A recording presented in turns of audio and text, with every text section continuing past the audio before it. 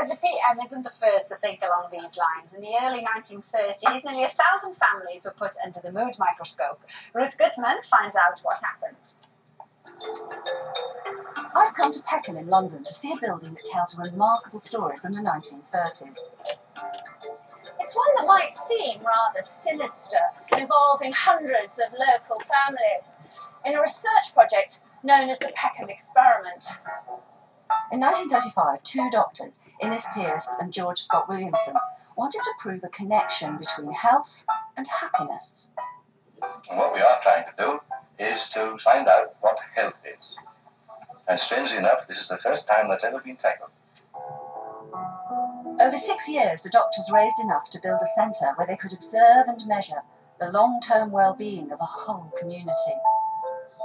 The centre had to make people feel good, so only the very best modernist architecture would do. The two doctors signed up no fewer than 950 working families. So local, they had to be within pram-pushing distance. For £1 a week, the families came here to enjoy sports and social activities. Christopher Trotter's parents worked with the doctors on the project. Now he helps to preserve its spirit. When you get a wonderful building like this, I mean, full of light, full of space, full of all sorts of equipment, this wonderful swimming pool next door to us, but nobody actually telling you what to do. That was the whole secret of it.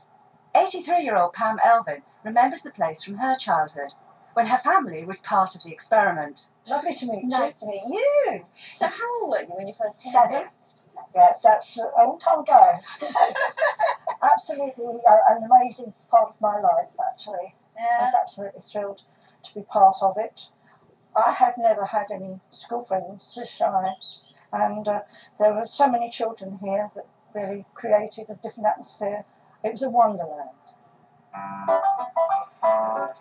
This was the big attraction. It was one of the largest pools in London.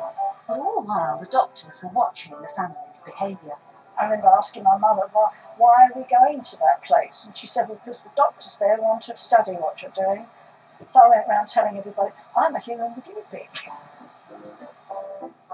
The families received no medical treatment, but every year they all had to take what was called a medical overhaul, when every aspect of their health was examined and recorded for the research. Given the right environment, given the right kind of conditions, the idea was that health was something which was contagious. And given the right kind of society, people will be healthy and they will exude that healthiness. I mean, this is what the Peckham thing really tried to get across.